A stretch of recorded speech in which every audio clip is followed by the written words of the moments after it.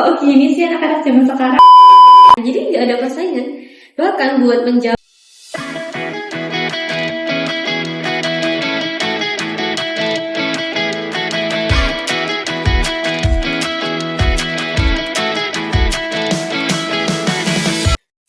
Halo guys, jumpa lagi di podcast 10 bersama aku, Dania Supramadani. Kita bakal bahas seputar kemajuan teknologi, inovasi, dan juga dampaknya di kehidupan kita sehari-hari. Nah, di episode kali ini kita bakal ngobrolin tentang bagaimana tren cita-cita dan pekerjaan anak muda sekarang berubah drastis karena perkembangan teknologi. Bersama Kak Zeka, seorang pemuda yang aktif di dunia pendidikan dan juga sering terlibat dalam pengembangan digital baik siswa maupun mahasiswa. Halo Kak Zeka. Halo Kak. Makasih udah mau join di podcast kita, udah mau datang ngobrol bareng. Iya, sama-sama Kak. Dari juga ke sini. Lagi sibuk apa Kak akhir-akhir ini? Sibuk bimbingan skripsi Kak. Kalian banget sudah ke akhir ini. Iya, agak yang dikit lah. Dari jurusan Pendidikan bahasa Inggris. Oke, calon guru bahasa Inggris. Amin. Beneran mau jadi guru? Mau mikir-mikir Kak. Kalau ngomongin tentang cita-cita ya, tren cita-cita anak-anak sekarang kan kalau dulu tuh kita kalau ditanya nih cita-citanya mau jadi apa sih gitu. Iya. Kalau Kak Zina tuh cita-citanya mau jadi apa? Dulu pasti bilangnya mau jadi polwan gitu ya. Sekarang jadi polwan Kak? Enggak sih Kak. Sekarang kuliahnya di pendidikan, Iya. jadi guru. Aku dulu juga kayak gitu. Aku masih ingat dulu tuh waktu SD ada yang namanya mobil pintar, yang keliling-kelilingnya gitu kan, ada rumah pintar, terus mereka punya mobil pintar. Nah, itu ditanya sama ibu-ibunya gitu, di sini siapa cita-cita mau jadi apa? Gitu. Aku ingat aku ditunjuk, kamu mau jadi apa? Aku bilang apa? Mau jadi presiden. Aduh, ini kayak dulu tuh ngomong kayak spontan aja, mau jadi apa. Kalau sekarang udah besar, mikirnya udah nggak ke situ ya kan. Lebih ke realistis. Iya. Tapi kalau Kak Zika sendiri mana nggak menjumpai anak-anak kan sering sekolah terus Kak Zika tanyain mau jadi apa, kira-kira jawabannya apa Kak itu? Kalau di akhir-akhir ini ya Kak, banyak tuh kayak mikirnya pengen jadi influencer. Terus kayak ya gitu-gitu kan ya, gitu kan di TikTok, IG gitu, selebgram. Benar. Terus ada juga nih yang pengen jadi kayak pengusaha yang kayak punya skincare, produksinya kayak gitu loh Kak. Jadi kayak mereka tuh mikirnya udah nggak ke guru, polwan, dokter, tapi lebih ke pekerjaan yang di zaman dulu tuh kayak belum ada. Iya benar. Jadi ada keterbaruan gitu Kak. Mereka pengennya kayak hal-hal yang lebih ke digital karena mereka mikirnya bakal dapet AdSense lebih gitu daripada menjadi seorang pegawai gitu. Iya, oh iya benar sih, kayak sekarang tuh pekerjaan kantoran bahkan kayak nggak dilirik sama anak-anak Betul banget. ya kan. Tapi kalau lihat sebagai mahasiswa pendidikan ya yang besok bakal jadi guru, kemudian sebagai anak muda juga, lihat fenomena ini gimana Kak menurut Kak Zika? Kalau menurut aku pribadi sih sebenarnya nggak apa-apa karena ya kita kan juga Baik ya. iya baik juga gitu. Yang penting dimanfaatin dengan sebaik-baiknya gitu. Kita nggak jadi guru tapi kita manfaatin sosmed itu sebagai wadah kita untuk influence orang lain gitu agar orang lain juga bisa mendapatkan ilmu-ilmu yang nggak mereka dapat di sekolah formal gitu. Jadi kayak gak apa-apa jadi influencer, yang penting kalian tuh bisa menginfluence orang, bisa memberikan dampak positif kepada orang lain kayak gitu sih. Setuju sih, jadi kayak walau kadang tuh guru-guru kan mikirnya gimana ya bilangnya ya, kadang tuh guru-guru yang udah berumur gitu kan, yang agak susah dengan teknologi, kalau ada muridnya bilang mau jadi tiktokers gitu kan, mau jadi selebgram, kok cita-cita apa kayak gitu, gitu ya, kayak negatif gitu ya konotasinya. Padahal kalau dilihat tren sekarang kan itu kayak wah malah lebih menghasilkan daripada pekerjaan kantoran kayak gitu. Setuju juga sama Kak Zeka bilang tadi kalau itu tuh bukan yang buruk, bahkan kita harus melihat itu kayak kita harus punya skill gitu ya. Jadi kita juga perlu menanamkan kepada murid-murid kita ya kan, murid-murid kita kalau jadi YouTubers itu baik ya kan, tapi ya memang harus dilihat dulu kita harus punya bakatnya. Jadi nggak cuma semena-mena pengen jadi, kalau misalkan pengen jadi guru gitu kan harus kuliahnya pendidikan. Iya. Kalau harus jadi YouTubers kira-kira kuliahnya apa ini? Oh ya kan kuliahnya mungkin ya kan harus apa digital marketing ya? Iya kayaknya. Ada nggak sih? Iya kan ada ya. Kayaknya sekarang jurusan-jurusan juga mulai banyak yang baru Iya, ya. betul. Broadcasting. Iya, Namanya iya, broadcasting ada ya? Ada broadcasting juga. Kayak Ya, gitu juga banyak sekarang mulai bermunculan jadi kayak cuma pendidikan dokter kayak Iya, gitu. lebih bervariasi gitu kan. Berarti emang pernah ya kayak nanyain ke murid-muridnya gitu.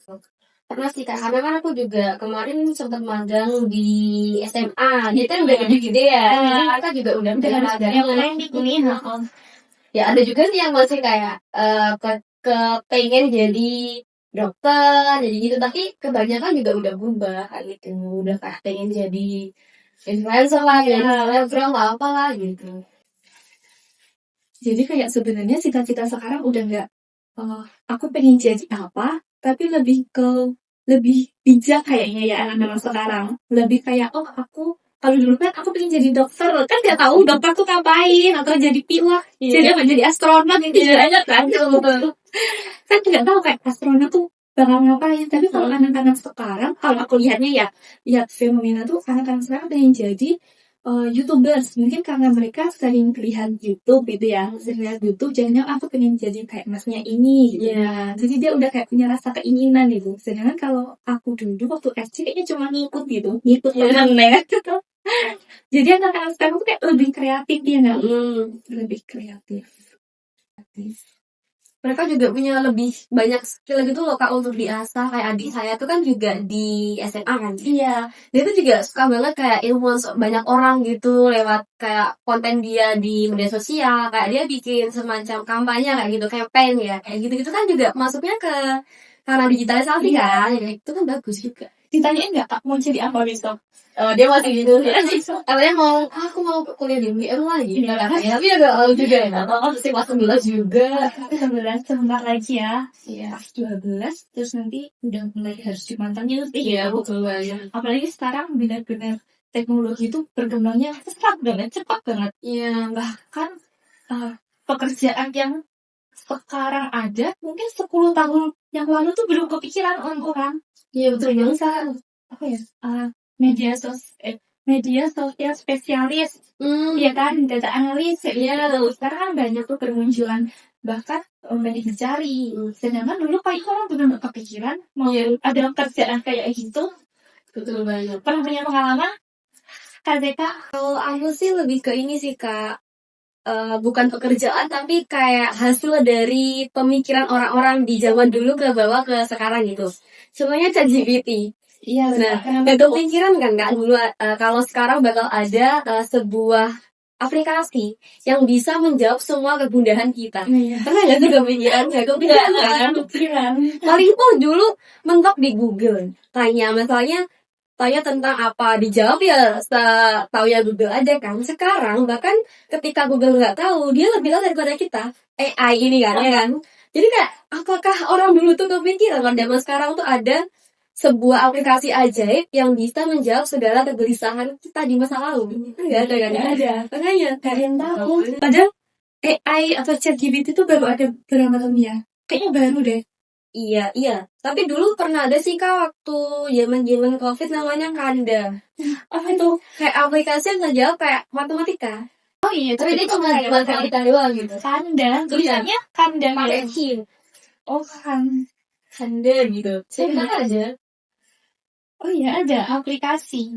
Ya, tapi dia cuma saya tadi cuma matematika. Nanti gimana cara pakainya? Di foto kayak Iya, kayak apa sih yang soal matematika gitu. Iya kayak gitu terus nanti dia jawab. Tapi yang jawab juga belum dibantu orang lain sih, kayak dulu sekarang. Sekarang kalau dimasukin ChatGPT atau Gemini dan lain sebagainya itu kan mereka langsung jawab loh. Iya, keren loh. Begitu dulu orang mikirnya kayak ini dukun nih maksudnya gitu. Iya, tapi kayak kita tanya apapun, bahkan mereka jarang banget bilang, oh saya tidak tahu gitu kan. Iya, maksudnya kayak akan selalu bahkan beneran. Jadi kayak wow banget. Zaman sekarang kayak semua orang jadi mager berpikir karena kayak udah ada di situ ngapain kita mikir lebih gitu kan udah tersambung di situ, udah dibantuin jadi ya udah kita manfaatin aja gitu kan. Nah itu nggak sih mikirnya gitu ya. ya udah dimanfaatin aja. Tapi ada beberapa orang yang mikir kayaknya teknologi itu bakal menggantikan kita deh. Setuju nggak sama statement Setuju itu? juga sih sama teman itu. Kan juga kenal juga. Iya, ada beberapa yang apa nih contohnya?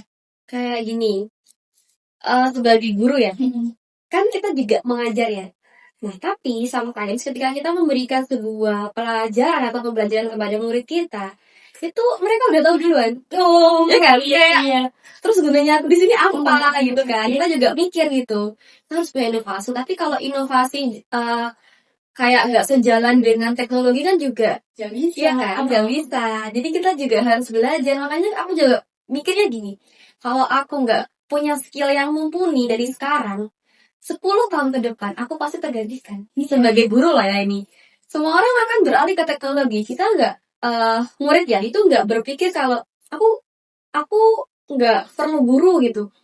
Aku nggak perlu guru lagi secara fisik, secara manusianya itu nggak perlu. Karena HP aja udah jadi guru buat aku. Ngapain aku perlu guru secara fisik kayak manusia itu nggak perlu juga. Karena orang pasti pikirnya aku nggak perlu masuk sekolah lagi karena HP udah, HP ya. iya udah AI segalanya, Iya. emang udah ada AI gitu. Nah itu kan tantangan tersendiri juga buat kita sebagai manusia yang secara fisik juga, kita yang menciptakan hal tersebut, kita juga harus bisa berinovasi, kita harus bisa melawan tantangan zaman ini gitu loh. Agar kita nggak tergantikan juga oleh robot, Iya, oleh AI gitu kan. Tapi kalau lihat pekerjaan udah mulai digantikan, kayaknya udah mulai ada ya beberapa ya mbak ya. Ya sih, di pabrik-pabrik. Di pabrik-pabrik itu udah mulai banyak yang digantikan sama robot, Iya, sama betul. otomasi gitu. Sama yang ini, aku pernah nonton film itu yang di Fall itu loh, yang jaga kepala pintunya. Oh iya, iya. Aku pernah nonton itu di film apa gitu, itu udah mulai tergantikan juga. Iya. Jadi biasanya dia kerja di situ berangkat pagi, terus habis shift-shiftan, ada 2 orang mungkin ya. Sekarang udah enggak, sekarang udah tinggal Iya, tinggal pilih yang gitu. Ada plus minusnya ya sebenarnya. Itu yang minusnya. Kalau yang plusnya tadi emang harus dimanfaatin. Iya. Kalau sebagai guru sendiri, pernah nggak sih kak mikir aku harus punya inovasi apa atau aku harus beradaptasi secara bagaimana biar nggak ketinggalan nih biar nggak kalah pintar gitu sama murid-muridnya. Kalau aku sih gini kak, biar gak kalah pintar dengan murid-murid, aku lebih ke belajar sih kak. Kayak misal ya, ketika aku mau memberikan materi kepada murid-murid, jadi aku belajar dulu nih semalam untuk agar aku menguasai materinya, nggak sekedar kalau kan kadang ada ya guru ya, ini nggak tahu ya, ini oknum mungkin ya, yang cari soal di ChatGPT, terus nanti udah ada kuncinya kan, tinggal dikasih ke murid, nanti dia cocokin pakai kuncinya. Nah kalau aku nggak, aku biasanya meskipun ada kuncinya juga, aku tetap mempelajari itu. Jadi misalnya kan sometimes ya bisa error juga kan ya. Jadi aku tetap menggunakan jawaban yang aku percayai gitu. Kalau misal di ChatGPT B, aku mikirnya A ya udah A aja gitu. Tergantung akunya juga. Jadi aku nggak pengen muridku itu ketergantungan dengan apa yang ada di AI. Jadi aku yang berusaha, bukannya aku yang menyalahkan AI, tapi aku yang berusaha untuk menyaingi dan juga menambah skillku agar aku setara dengan AI. Iya benar-benar. Kalau nggak gitu kita bakal dipermainkan ya. Betul. Kadang jawabannya salah, kita nggak cross check dulu, ibu salah, ya nanti muridnya kok gini sih ibu tadi kayak harusnya bener A gitu. Mulai yang malu kan? Iya. Tapi selama waktu magang di SMA itu nemuin fenomena kayak gitu nggak kak? Kalau fenomena sih, pernah sih kak. Waktu itu kan pernah disuruh kayak ngawasin TKA, bukan TKA sih kak, lebih kayak tryout gitu loh, buku TKA gitu kan. Nah itu jawabannya itu kan multiple choice, dia tuh bisa pilih 2 gitu loh yang benar, nggak hanya satu jawaban benar. Nah terus di kuncinya itu jawabannya misalnya A gitu. Nah muridnya itu jawabnya B semua, rata semua B. Nah itu kan kayak harus mikir, harus mikir dalam gitu. Habis itu aku gini, kalau aku percaya jawaban ini pasti kayak aku ya yang jadi salah gitu kan. Akhirnya aku bikin kayak dibelokin gitu kak. Jadi dibelokin dengan pengetahuan aku kalau jawaban teman-teman tuh juga benar. Tergantung dari perspektif mana teman-teman mengambilnya. Nah itu ada bacaan kan kak? Iya. Nah di bacaan itu juga mengandung berbagai perspektif. Jadi aku membenarkan dia dengan data yang ada gitu loh. Nggak semena-mena aku karena aku malu kepala tanggung jawabannya kok beda, itu nggak kayak gitu. Jadi aku berusaha untuk membuat mereka itu berpikir lagi gitu loh. Kayak berpikir apa ya, critical thinkingnya itu biar jalan. Jadi aku membenarkan agar mereka juga mikir kalau oh berarti kalau kita jawab soal kayak gini itu nggak harus dari perspektif yang sama, bisa beda-beda. Jadi kan mereka juga berpikir. Itu kelas berapa Kak? Berapa? 11. Kelas 11. Soalnya kalau kelas 10 kan dia dari SMP. Aku punya pengalaman banget anak-anak SMP itu kalau ujian itu di screenshot kalau pakai CAT ya kan. Tapi kalau pakai kertas dia difoto dimasukin ChatGPT. Kayak gitu-gitu kayak kok gini sih anak-anak zaman sekarang. Jadi mereka tuh adanya ChatGPT, adanya AI generatif itu malah buat mereka nggak berpikir, Iya, dia benar-benar nggak mau berpikir kayak apa langsung dimasukin jawabannya apa, jadi kadang nggak dibaca dulu. Iya betul banget. Salah kekurangannya AI dan kita. Kalau ngomongin tentang negatifnya banyak sih sebenarnya. Iya. Apalagi kayak orang tua sekarang bahkan mikirnya jangan dikasih gadget dong anak-anak, nanti kecanduan gitu. Iya. Betul banget. Tapi pernah ngalamin kayak gitu Kak? Pernah, tapi bukan ke orang tua aku sih, tapi guru di SMA dulu kan. Itu dia pernah bilang bahkan anak-anak zaman itu sih, zaman sekarang itu lebih suka berteman dengan kehaluannya daripada berteman dengan orang yang nyata. Karena kan dulu juga zamannya Line, WhatsApp gitu kan. Jadi kita berteman dengan orang di Jakarta, orang di Kalimantan tuh nggak perlu ketemu, cukup senyum-senyum lewat HP, balasnya lewat VN, itu kan udah seneng. Nah kita kan butuh sosial juga kan, kayak sosial apa ya? Semacam jadi social butterfly kan juga perlu dong, berteman kesana kesini kan juga perlu. Tapi karena adanya gawai atau itu tadi HP itu, kita jadi kurang bersosial gitu kepada teman-teman. Jadi kayak ya itu mungkin sisi negatifnya juga menurut orang-orang tua gitu. Jadi kalau disuruh milih sebenarnya teknologi itu musuh atau sahabat kita? Sih tergantung sudut pandang kita juga. Tergantung sudut pandang. Jadi musuh juga bisa, Sahabat juga bisa. Musuh kalau kita benar-benar nggak membentengi diri ya. Tapi kalau mau ngomong membentengi diri, kalau Kak Zeka sendiri gimana sih cara biar nggak kecanduan sama HP ini tadi? Nggak mungkin dong, kayaknya 24 jam kayaknya kita harus megang HP deh. Kalau aku ya sih, kayaknya nggak bisa kalau nggak ada jaringan kayaknya nggak bisa hidup. Aku bahkan dulu pernah ini flashback ya masa SMP aku itu kan aku pertama kali megang Android itu bener-bener kecanduan sampai 24/7, bener-bener nggak bisa sampai ketika ibuku tidur aku masih megang HP pakai selimut. Iya. Jadi aku kecanduan, tau nggak sih Wattpad? Tahu banget. Aku kecanduan Wattpad ya.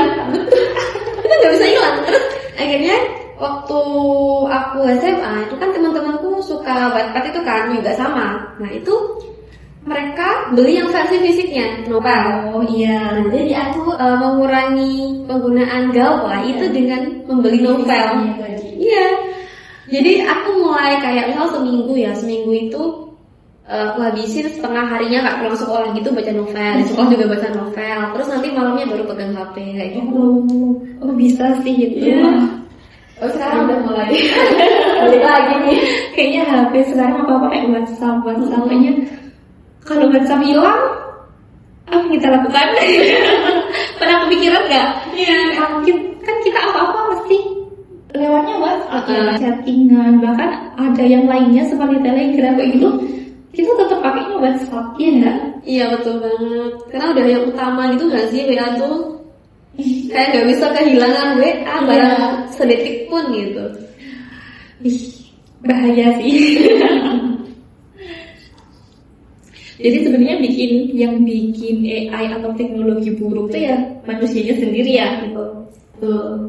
Kita sebagai manusia yang menciptakan kan pengennya dia bermanfaat ya kan. Namanya teknologi, dia diciptakan untuk mempercepat atau membuat pekerjaan manusia lebih efisien. Iya. Kan? Tapi tergantung manusianya sendiri Mungkin bahkan punya pengalaman teman-temannya juga pakai AI, terus ada tugas dimarahin dosen. Ada sih Kak, tapi kalau sampai dimarahin sih enggak. Cuma gini, dulu kan aku waktu semester 1-2, iya itu kan belum, teman-teman juga belum kenal yang namanya AI. Iya. Itu kan belum ada gitu. Jadi kita tuh masih ada aura-aura persaingannya gitu. Aura luarnya tuh masih terlihat. Jadi kita masih semangat belajar. Mas, kalau Amit ya, kalau misalnya orang yang gak belajar ya bener-bener nilainya jelek gitu. Jadi kalau yang nilainya bagus cuma buat dia yang ambis. Nah tapi sekarang setelah lewat semester 3 semuanya tuh pakai AI, jadi nggak ada persaingan. Bahkan buat menjawab soal UTS, soal UAS itu tuh kayak mereka malam tuh udah cari di AI. Jadi udah gak ada lagi sekarang ini ya. Soalnya dulu waktu aku kuliah itu belum ada AI. Nah. Ya udah ada sih, cuman belum sebanyak sekarang ya versinya. Dulu itu kalau aku kuliah udah mungkin udah ada Turnitin, udah ada ChatGPT itu akhir aku semester 8 akhir. Sekarang udah wah gampang banget ya. Jadi dulu tuh ya udah anak yang ambis, anak yang di kelas pintar ngomong, anak yang apa itu kelihatan banget. Jadi mana yang oh ini pintar nih anaknya gitu, oh ini diem aja itu kelihatan. Terus kan susah ya dibedain. Susah karena bener-bener ketergantungan dengan itu. Anak ambis pun sekarang ya kalah dengan yang pakai AI. Itu dosen-dosen bisa bedain gak sih sebenarnya? Ya, of course bisa. Tapi kadang mereka itu memilih untuk denial. Jadi kayak yang penting murid tuh bisa ngerjain, mahasiswa tuh bisa ngerjain udah gitu. Ya, itu sih. Agak ini ya, pernah nggak kayak iri gitu sama teman, aku ngerjain bener-bener dapatnya segini, terus sedangkan dia pakai AI juga dapatnya segini, itu pernah nggak ngerasain? Itu sih every time sih Kak. Setiap saat aku pasti ngerasa gitu karena ya kadang kan aku nggak, ya gimana ya, kayak ngerasa aku tuh udah belajar keras banget kok. Iya. Temen-temenku yang kayak gitu lebih naik gitu loh, kayak even di IPS, IPK-nya tuh kayak tinggi gitu kan, kayak nggak sebanding dengan kita yang benar-benar kerjain dengan jujur daripada mereka yang pakai AI gitu loh. Jadi kan dulu tapi ya gimana ya, orang inventarisasi akhirnya juga ikut pakai AI. Kita ngimbangin ya. Iya dong, Nggak mau kalah. Kalau mereka yang pakai AI, kita juga harus pakai AI. Tapi nggak semena-mana segamblang itu AI-nya. Kita harus juga dipikir lagi. Kalau ngomong tentang calon guru nih ya kan, Kak Azika tadi kan di awal bilangnya mau jadi guru. Apa sih tantangan dan peluang dari calon guru ini tadi di era teknologi sekarang? Mungkin apa sih hal-hal yang harus dipersiapkan? Mungkin kayak kritikalnya lebih ditingkatkan atau empatinya, kan itu bedanya manusia sama AI ya, lebih empati ya kan mungkin itunya. Aku pengen denger. Aku apa sih kayaknya lebih ke itu sih, ya bener, empati. Jadi kita lebih meningkatkan apa ya, kayak kita punya perasaan yang mendalam gitu dengan job yang kita sukai, yang kita apa ya, yang kita inginkan gitu. Jadi kita benar-benar tahu passion kita di situ. Jadi kita harus memiliki rasa juga di situ. Gak semena-mena karena kita punya passion di situ terus seenaknya gitu. Enggak. Jadi kemarin sih kalau pengalaman aku yang perlu kita persiapkan itu kayak inovasi. Yang pertama inovasi, critical thinking itu penting banget. Karena kan kita juga di kelas itu pasti harus memberikan pembelajaran yang nggak monoton, nggak sekedar kita ceramah terus murid-murid harus mendengarkan itu kan nggak bosan ya. Iya, bosan banget. Jadi tiap hari tuh harus mikir besok harus ngasih metode apa ya, kayak gitu kan. Jadi kita harus mempelajari dari itu juga sih, sikap dan juga sifatnya siswa kita. Jadi kita harus memberikan metode yang sesuai juga. Percuma kita metodenya bagus tapi murid-murid nggak suka, kan sama aja. Itu yang penting sih buat bekal guru di masa-masa digitalisasi ini. Aku jadi kepikiran ngajar anak SD, SMP, SMA itu sebenarnya susah yang mana sih Kak?